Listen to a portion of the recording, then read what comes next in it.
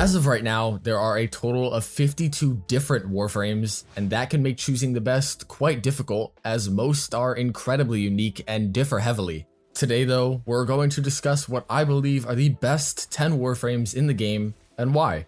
This list is in no particular order of course, and it is my opinion, so if your favorite frame isn't on the list, it doesn't mean they're bad, but in what I would call my highly educated opinion, they just don't top the best. And finally, before we begin, I won't be showing individual builds for each frame as that would take too long, but I will have personalized videos for all of them linked in the cards during the beginning of their segments and also in the description, so if any frame piques your interest, go give their videos a watch. I promise you'll enjoy them. Our very first frame though is a fan favorite in Mesa. Mesa not only absolutely decimates practically every enemy within your sight, but removes the need to aim at all. Her fourth ability, Peacemakers, make use of her unique set of dual pistols that are quite strong. Besides the regulators, she has the best crowd control tool in the entire game as her second ability, Shooting Gallery. Shooting Gallery paired with its augment muzzle flash is like putting Warframe on easy mode. Enemies barely shoot back, and when they do, her third, Shatter Shield, makes those bullets do practically nothing. Shatter Shield grants Mesa an insanely high 95% DR for just casting the ability. Pair this with Adaptation and Shooting Gallery's insane crowd control, and Mesa is without a doubt a Warframe that absolutely everybody needs to have in their arsenal. Up next is a frame that I think people, whatever reason, Zephyr. Look, Zephyr may be my most used frame, but it's for quite a good reason. Fast mobility? Check. Great crowd control? Check. Invincibility rivaled only by Revenant? Check. And finally, possibly the best ability in all of Warframe? Check. You might be wondering how I could list off all of those things, and you may not have ever even heard about her, but that's because before her rework in early 2021, she kinda sucked.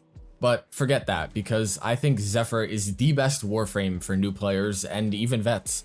She's easily acquirable from the Dojo Lab, and with this very simple Fulman build, a zero mod Zephyr can solo Steel Path with tornadoes. Turbulence does the work of keeping her alive, and again, that's only rivaled by Revenant, and it might be better.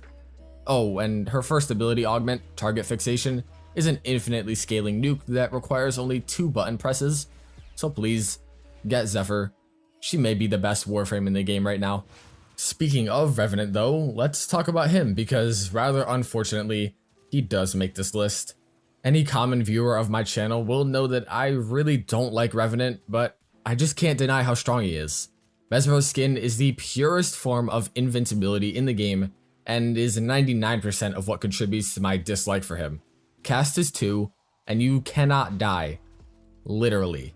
Besides that, his 1 in 3 combo is an infinitely scaling one-shot as it deals with enemy health percentages, meaning he can survive any level and kill any level with minimal effort. His fourth is terrible, but in today's meta of the Helminth, that's actually a good thing, giving him a free subsume slot to either buff his weapons or make his Reave and Enthrall combo even stronger. If you'd rather not stress about dying and just have fun playing the game, Revenant fills that spot in nicely for you, even if I find him to be incredibly boring. A juxtaposition to Revenant's very low input playstyle is Protea, another underrated frame that out DPSs practically everybody on this list.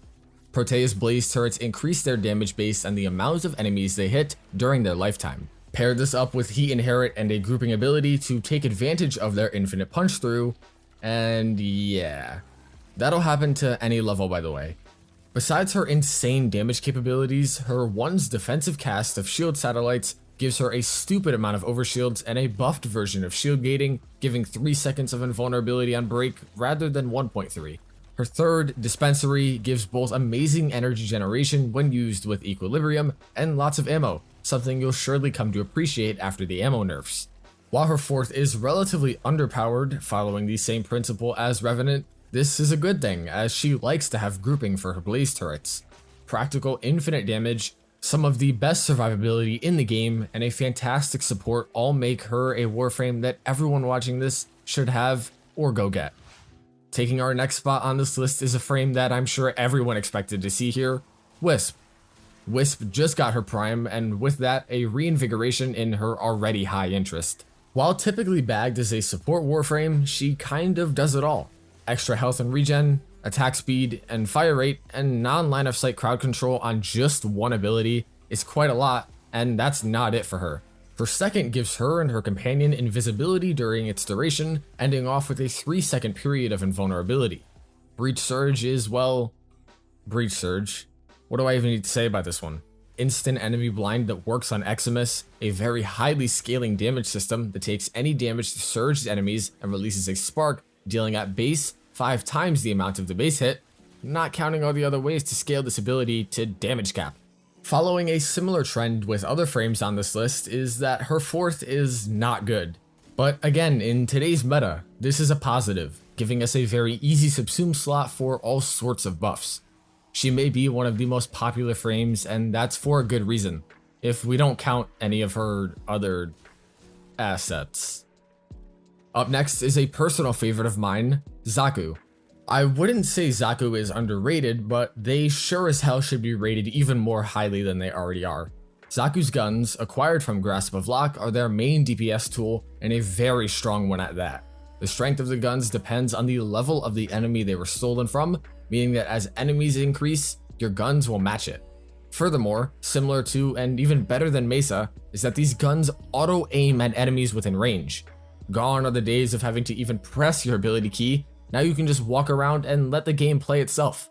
To make these guns scale even better, you can use one of the 3 sub-abilities from the Lost, Gaze, to create 2 massive areas of armor strip. I'd go as far to say as these are the best armor strip in the game, removing both armor and shields off of any enemy that walks into their possible 30-meter range. Meanwhile, the Vast Untime will pause the duration on all of their abilities and give them a very high dodge chance, paired with another 50% debuff for all afflicted enemies for their grasp weapons. Xaku is one of my favorites both visually and gameplay wise, because who doesn't love being an actual weapons platform? Why aim if you don't need to, you know? This next frame does require you to aim, but makes doing so very worth it. Saryn is the DPS Warframe, and there's no doubt about that. Toxic Lash may be the best weapon buff in the entire game, with some insane scaling and potential, taking the bad to good, and the good to broken. Spores also gives her a very highly scaling AoE damage and armor removal tool, further buffing her weapons if the spores themselves don't kill enemies first. Molt is a fantastic survival tool as its instantaneous cast lends very well towards shield gating, not even counting the added status cleanse, speed boost, and crowd control aspects. People typically do subsume off her fourth for Steel Path, but another area Saryn shines in, ESO focus farming, really likes this one. As said previously, Saryn is the DPS queen of Warframe. Give her any gun, any melee, anything, and she will make it kill, better than most others in my opinion. One thing none of the frames on this list have particularly excelled at is boss killing. In comes Vault, who has this entire section of the game held in his grasp. Why Vault? Well, mainly because of his third electric shield. Eidolon shields only take damage from amps, and the only way to buff amp damage through Warframes is Vault's electric shield, leading to his domination of that particular group. Besides that though, speed is great for, well, speedrunning stuff, buffing his reload speed and melee attack speed alongside giving him a movement speed buff that is quite fast. Take a shot for every time I just said speed. His fourth is a fantastic nuke, giving him his own place alongside Saryn and Mirage in ESO nuking, while just being great in Steel Path when paired with an armor strip. Vault also has the benefits of being a starter frame, making him a considerably powerful choice for new players, and definitely someone everyone is going to want to pick up at some point during their career. Another frame with a particular interest in going fast, yet doing so much more than just that, is Gauss. Where do I even start with Gauss? Obviously Mach Rush is the de facto let's go fast ability, but his kit doesn't end there. 100% damage and vulnerability and energy generation from one ability? Yup. A wide AoE armor strip nuke? Yeah, why wouldn't he? Oh, and a massive buff to your melee attack speed, weapon fire rate, reload speed, and casting speed for just playing him? Yeah, Gauss is kinda crazy. He may as well be the most synergistic frame within the game, as all of his abilities tie into his battery level, which is inversely affected by all of them. Besides just the raw power of his kit, he's also just fun. I mean, seriously, who doesn't like having so much fire rate your gun recoils towards the ceiling, or running so fast into a wall that you drag every enemy in before utilizing the additional 100% melee damage he provides to just cut everything up, again boosted by his additional attack speed from Redline. Get Gauss if you haven't. I can almost assure you that he might become your newest favorite Warframe. Finally, ending off our list is my personal favorite, for a multitude of reasons that make her, in my opinion, the best Warframe in the game, Khora. Khora possesses an incredibly strong pseudo-exalt, her whip that with a corrosive setup, one-shots steel path enemies for a very long time, and if taking her a level cap, swap it over to a slash setup that makes it work even better no matter where you bring her. Ensnare is also considered by many, including myself, to be the best grouping in the game. Massive radius that turns off enemies, goes through walls, and works on acolytes. I mean, seriously, how does it get better than that? Really, putting her over the top is her 4th Strangledome, and it's Augment Pilfering Strangledome. Not only do you just look at enemies before one-shotting them, now you get extra loot for doing so, and 2 massive domes of crowd control on top of that. Her 3 is useless, but it does open up the door to survivability options, the only thing that she possibly lacks. I mean, seriously, if you want the best one, go watch the Khora video linked in the cards. It's more than just broken.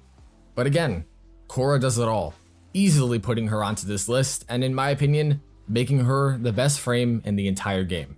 But that does it for this list, everyone. Remember, this is just my own opinion, and you're welcome to disagree with it.